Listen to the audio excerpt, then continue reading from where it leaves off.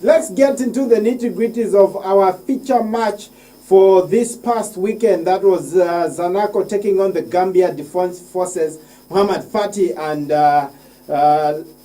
Vespa Janza join me on set. Gentlemen, welcome to the show. And yes, good victory for Zanaco. 3-0 it finished.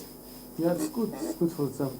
Good for Zambia. Let's get into the tactical details, shall we? The two selections that were made by the two coaches, of course, with a bias to what Numba Mamba was doing as Zanaco coach from a Zanaco persuasion. So Zanaco in red went for a 4-1-3-2, a 4-4-2 diamond formation with Maisha Chabda, the number 14, and Martin Piri leading the line for them. In the wide areas, we had Enes Mbels, Charles Zulu after the departure of Augustine Mlenga, who would usually play on the left-hand side of attack. The anchorman was Boyd Msonda, and the back four saw a debut for Jimmy Nakena as he linked up with George Chilufya, Zio Tembo, and Zilimi Senimoyo at the back.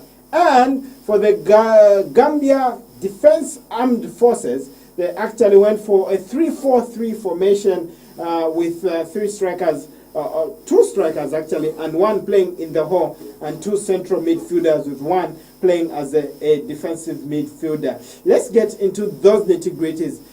Pretty much the same tactics that we know Zanaco for, Vespa.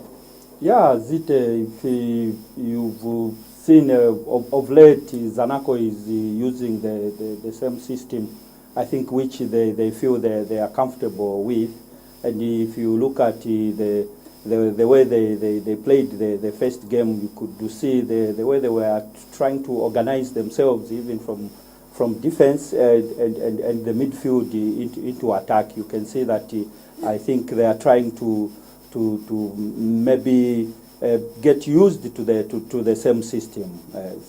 All right, so it was probably a matter, I don't know whether the Gambia Armed Forces actually play a 3-4-3 system, but anyway, let's just discuss the intricacies of the game. Let's start off with Zanaco in attack, shall we? So the home side, Zanaco, was probably under pressure to probably deliver the victory there. So this is what would happen on average. You would have Jimmy Nakena finding himself in space to get into the Gambia Armed Forces half and affect the game. But here's what was happening. The back three would actually retract, and that midfield four would actually be right there in midfield. But when you look at that one, you'd have a situation where the Zanaco attackers, number 12, Enes Mbeo, number 14, Maisha Chavda, number 19, Martin Piri, and Charles Zulu, the number 11, who take high default positions, as usual. In terms of that game plan and playing a team that plays three at the back, usually Zanaco will play a similar way even if they're playing a team with the back four. How do you rate their performance in this one? You see, when you play against team is playing three in the back, it means if this team is not good in the midfield to recover when they lose the ball, the advantage for the opponent is to use the flanks. So this is why Zanacos are very good in this one. To use the flank, to use the wings.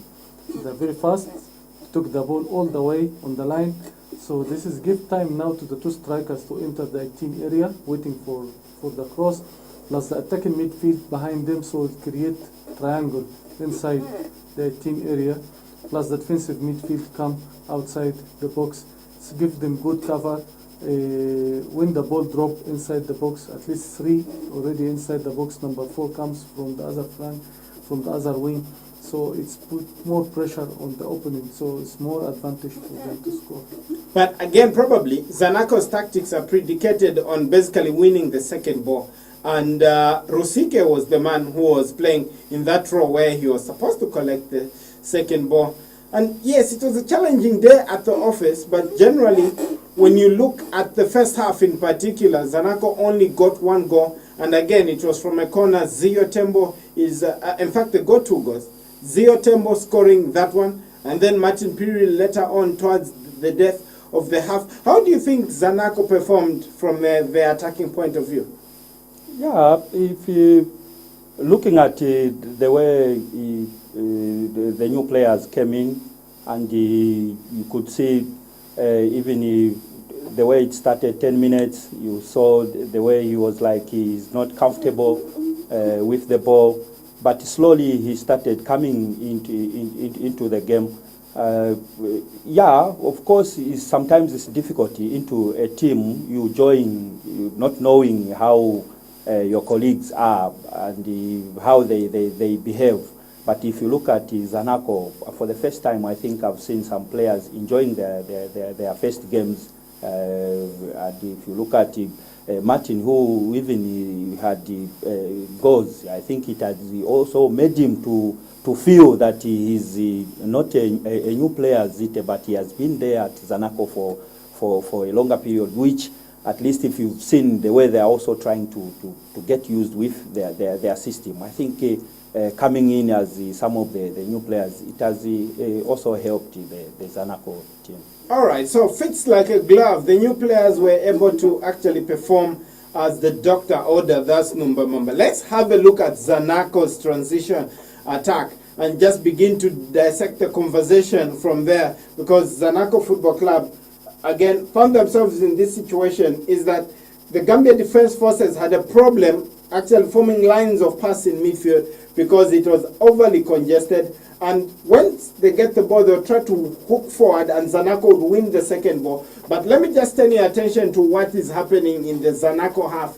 in transition. Of course, you've got the jersey number 17 for the Gambia Armed Forces that is playing cover for the number 9 who's gone up the pitch to try to attack. And there, in terms of the central defenders or the back three, two of them are playing a man-oriented, man-marking system. And there's that space there on the left, but also the same space on the right. And because it's man-marking, the space generally in the channels, Fatih. See, it's difficult when you are attacking and when you are playing like what you said. When you play three in the back. If you stretch this line, it's very difficult to mark, because man to man you feel like you are alone. There is no cover. If you miss the ball, they already concede a goal. So that is the advantage the one Zanaco take. Zanaco took that advantage. They start pressuring, winning the second ball, then they start drop the ball in the space or drop the ball on the line, and from the line he push, then he start making the cross, or he drop the ball in the midfield after he pushed the defense inside the box. Like this he create danger. Should they have gotten more goals based on what was happening in the game? They only got 2 in the first half, only 1 in the second. Do you think they should have gotten more goals? You see, they should get more goals, but he look also at already 3-0. He's already made the damage, and he look at the profile for the team. It's not that big. It means in Gambia it won't there will be no dangerous. From where they're gonna get 3 goals? Because also he look at the profile for the opponent. It's not that big, and this is the first round. So okay, easy picking. Let's talk about the Gambia Armed Forces in terms of their transition attack and what they were able to conjure up and how they were trying to construct the attacks. So this is what happened. So Zanaco were not really doing a high press, so they would give them an opportunity to actually start play at the back. But as soon as Charles Zulu, Martin Piri, Rusike, Chavda and Mbewe begin to press them a little bit, as we said, failing to form lines of pass, and there we go. You'd have a situation where the Gambia Armed Forces would hook the ball long, and yes, you know what Zio Tembo, George Chilufia, and the Zanaco machinery would do. They were winning that battle. Yeah, they were winning it, Zite, looking at the way they were keeping their lines. And if you saw Zio trying to show that he's now enjoying his game, Zite, as the captain of Zanaco, also captain in Zambia in our where we lost and he came back. But if you look at their organization in defense, I think they enjoyed it. I don't know whether it's because of the team which they were playing with, because if you look at the way they were trying to attack Zanaco, it's like they were also scared of opening there are spaces that if we open most of our spaces, Zanaco will take advantage of the spaces and maybe score more than even the goals they scored. Because if you look at their organization also, yes, they were trying to So maybe, was it good organization on the part of Zanaco or terrible organization on the part of the Gambia Armed Forces? because it's difficult, is it? Yes, to answer that question, because of if you look at the way the two teams were playing, it was almost like yes, different systems, but the way they were playing the balls, they were all the time. You want to play the long balls, maybe for you want to take advantage of a number 9 who would keep the ball and maybe try to maybe make a follow-up for the other wingers like number 7 and 11 Zite. Like always it happens to Zanaco. They also do the same Zite, which gives them the advantage because they have fast wingers. And sometimes if it works for them, you could see even crosses coming in, and Zanaco, I think they've been scoring most of their goals. So good organization on the part of Zanaco, or just the team that's failing to knit passes? Because again, the Gambia Armed Forces had a problem knitting short passes together and trying to move through the lines. So is it good work by Zanaco or terrible attacking prowess on the part of the Gambia Armed Forces? I think somehow it's good for Zanaco, but also, like what I said, the profile for the team is not experienced. The team doesn't have that experience, and also the way the formation, the one it chose to play in Zambia, it was, from my opinion, technically it was wrong formation. You can't, when you play away, you can't play with 3 defenders. At least you have to play 4-4-2, or at least you play 5-3-2 like this. You close behind. Since you don't have that experience, you don't have that power. But Zanaco, the experienced team, they look at the opening. They already put 5 players in the midfield. So he said, "Oh, okay, let me don't go for negotiation, too much negotiation in the midfield. Let me play that long ball in the flank, or make the pass from the flank. Like this, I pull the game to the final third very fast. Then from there, I can deal with the ball in the final third of the opponent away from me. This is why there is no too much dangerous on Zanaco. This is why they don't concede. But in the future, in the next round, I think the profile for the other team, it will be high. And Numba also is very sharp coach. I'm sure he will be changing the tactic in the second round, because now we find teams playing 4-4-2 now, and they are good marking the zone, and they will battle in the midfield. Then it will be question mark now.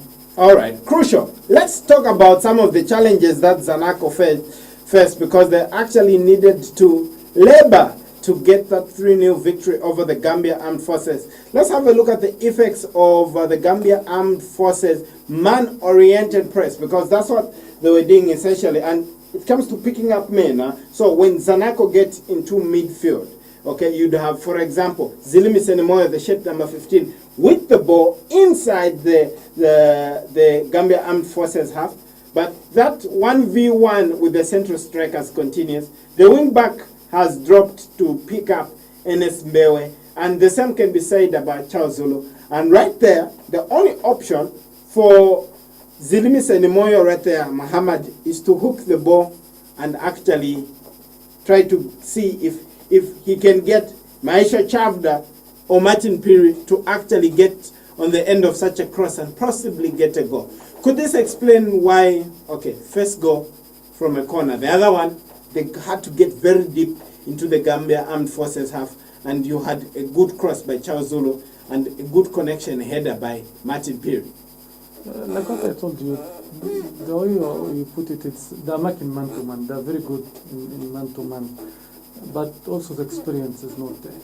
But I think the best way, because if you have another team, they are very good in making man-to-man, to be difficult, unless you have, as a striker, you have to leave your line and come to the midfield like this, you create a gap. And I think Masha is very good in this one.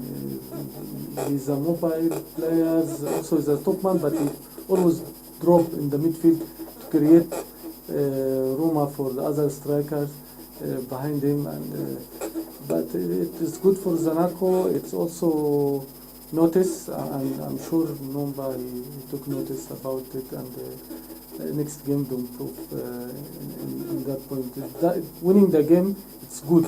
The result is very important, but also taking notice about the weakness or sometimes the negative point is good for the next round, especially in the continental, because in the continental you play teams sometimes you don't have any information about this team, or even if you have information about this team, you didn't see them too many times. So the tactic at the end is the one decided who's gonna win. Okay, familiarity breeds contempt, they say. Let's have a look at Maisha Chavda's tactical match play in this game. And Vespa, just look at this, where Maisha Chavda, and he notices that problem that every time Jimmy Naken and Ziluis and Moyo try to hook the ball into that space, they are not getting too much joy. So what Maisha Chavda starts to do, the shirt number 14, is to make that run. Okay, when Zanaco have the ball in midfield, either Jimmy Nakena, Boyd Msonda, or Ziluis and Moyo, he comes short to actually collect. Once he gets that one, you have a missing reaction on the part of Martin Piri, the strike partner. And it begs the question, is it because they are playing together for the first time, or is it the tactics that they are getting used to? Because I'm thinking right there, you should be getting Martin Piri, the number 19, running into the box because of that space that has been created in the middle, because they are doing a man-oriented press, Vespa. Yes, such a system, the players should do every time communicate and know each other. That if my colleague maybe is trying to drop and maybe try to collect the balls from the center, we should also try to make some changes. If you saw Zite, we saw what and we heard what Isaac Chancer was talking about, even when they had the power of even winning the cup. You know, we should have such players who can also try to maybe communicate with their players. That sometimes I enjoy my game maybe collecting balls from the center, trying to run into the box. Maybe I have more space like that. But if you have players who are just maybe trying to you just watch your friend is dropping, you can't even communicate to say maybe you are going too much deep into the midfield and we don't have spaces for our midfielders also maybe to collect balls and try to feed the strikers. You could see Martin there, he was like with two defenders standing like he was marked. But if you try to make a move because of your friend who has already made a move, I think even for him you should get used to each other. It's not that because this is the first time. Sometimes we have players called to the national team meeting at the first time. They communicate. So if they can continue with the communication with some players, I think it will help Zanaco even scoring more goals.